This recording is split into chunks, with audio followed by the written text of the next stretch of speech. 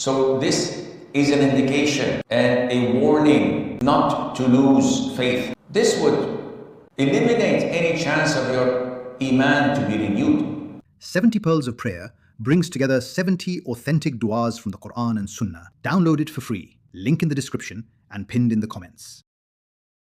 And the hadith we have today is the hadith of Abdullah ibn Amr ibn al-As. May Allah be pleased with him and with his father. He said that the Prophet ﷺ said, faith, iman, faith, wears out in your hearts just as clothes wear out. So ask Allah Azza wa Jal to renew the faith in your heart. In this hadith, the Prophet ﷺ gives the example of faith in our hearts to a piece of cloth. By time, this cloth wears out, either because it's worn out or because of the time effect on it. It starts to go pale, lose its color, the fabric becomes soft, maybe torn. The heart is exactly behaving in the same fashion when one of us does not protect his hearts, because sins, doubts, whispers, tribulations and trials all weaken the heart, and is always an enemy who's just lurking and waiting 24 hours, 7 days a week, waiting for the right moment to strike. And if you do not protect your heart from such diseases and illnesses that would cripple it, then it will lead it to death, exactly as the threads of a piece of cloth would become weak and soft and maybe torn out by time. Abu Darda, may Allah be pleased with him, the companion of the Prophet ﷺ, says, and he was known to be the wise man among the companions because his words were filled with wisdom.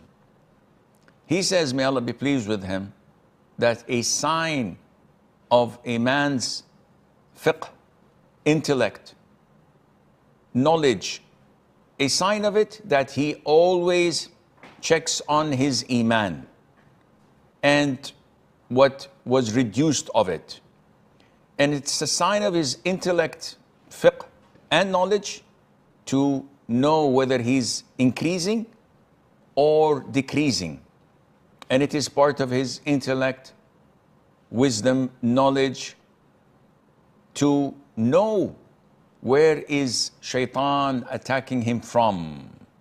So if a person checks his heart all the time and his iman, whether it's increasing or decreasing, so that if it's decreasing, he will do it more.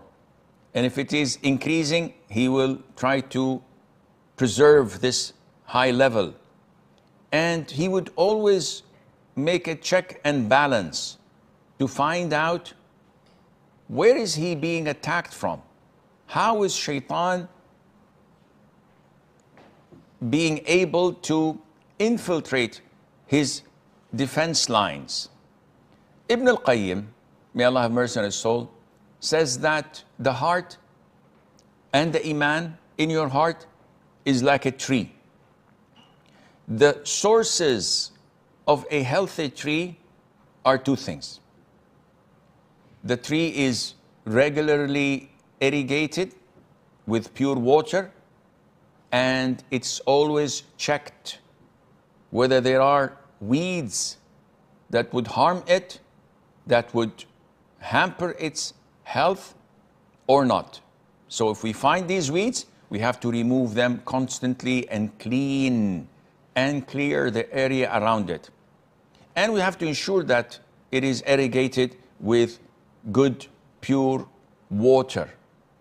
Once we ensure this, then the fruit of the tree would be perfect. Likewise, the heart and the iman in it has to have the same thing.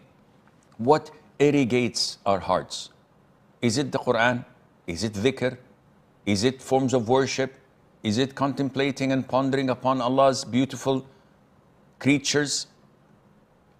Or is it being irrigated with music, with poetry, with movies, with haram scenes, with obscene words, with backbiting and slandering and gossiping? This is what makes it or breaks it.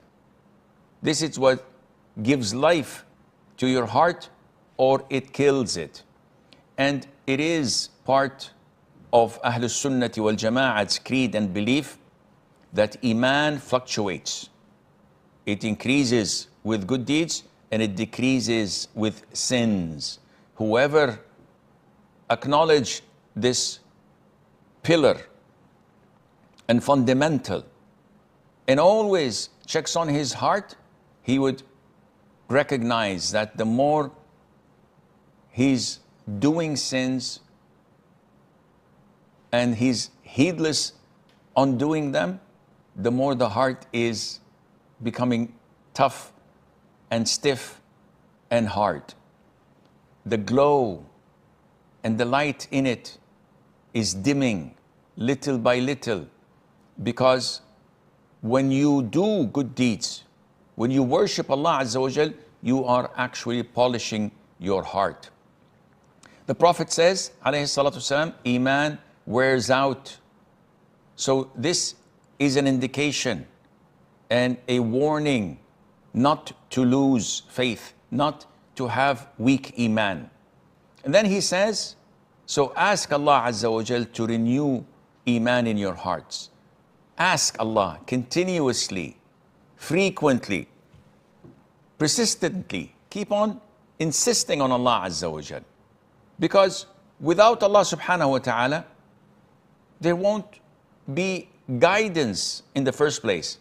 It is Allah who guided us. Why aren't we following other religions? Why aren't we worshipping other gods? Why are we blessed to be Muslims? Because Allah blessed us and guided us in the first place.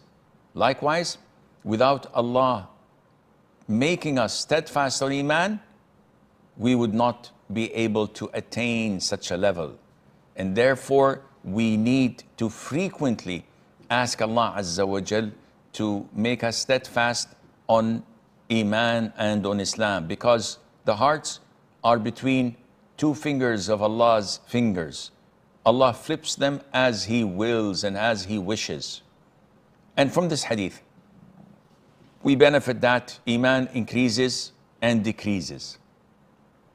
As Ahlus Sunnah wal Jama'ah believe, we benefit and learn that a Muslim has to check on his iman regularly and to monitor the state of his heart so that nothing would harm him.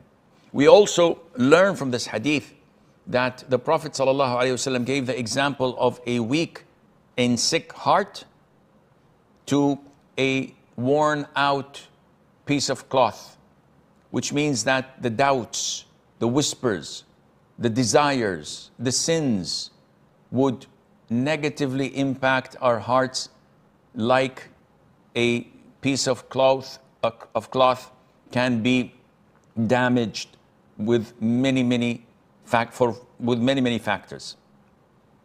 In this hadith, the Prophet highlights the importance of dua.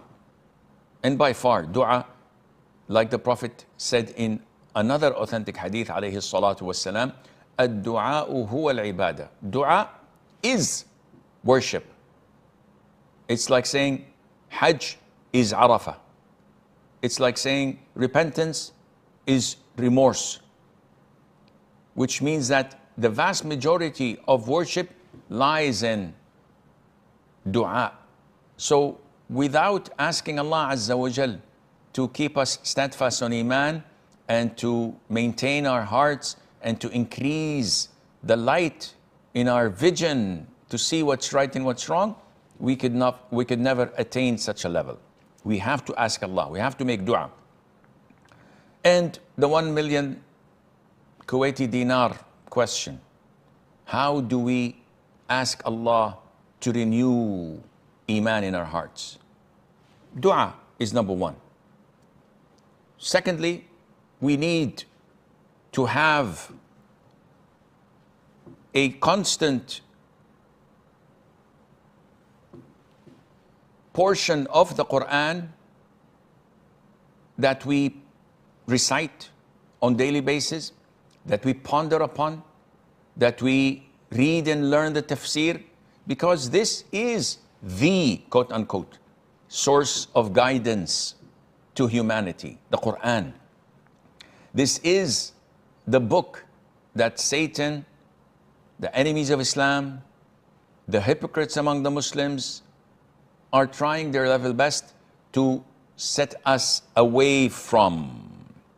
So we have to have a selected quality time with the Qur'an on daily basis. This renews the iman in our hearts. Likewise, observing obligations, and the top of all obligations, praying in the masjid. Those who pray in the masjid have strong iman in their hearts. They're not perfect, but they are far more better than those who pray home. And there is no comparison between them and those who do not pray at all. So by observing the salat on time in the masjid, this renews your iman. Having good companionship. When you have bad company that you hang out with, and all the time they tell you vulgar jokes, they gossip, they backbite, they slander people, and they never remember Allah, and they also encourage you to sin, they remind you of haram. This would eliminate any chance of your iman to be renewed.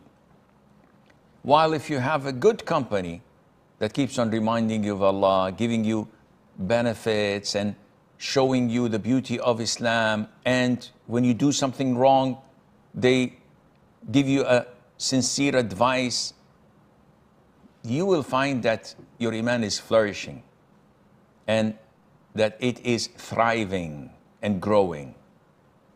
And finally, when we want to increase our iman and to renew it, we need to ponder upon Allah's favors and blessings upon us. How He made us healthy, how He made us wealthy, how He made us believers, while others are worse than animals because of their negligence, their lack of knowledge, because of their distance from Allah, and because of their kufr. When we ponder and contemplate upon Allah's beautiful signs in this universe, on earth, in ourselves, we get to increase the levels of our iman and get closer and closer to Allah the Almighty. And I pray to Allah Azza wa Jal that He renews the iman in our hearts and that He makes us steadfast on Islam, and to grant us the ability to know Him more and to get closer to Him till the day we die.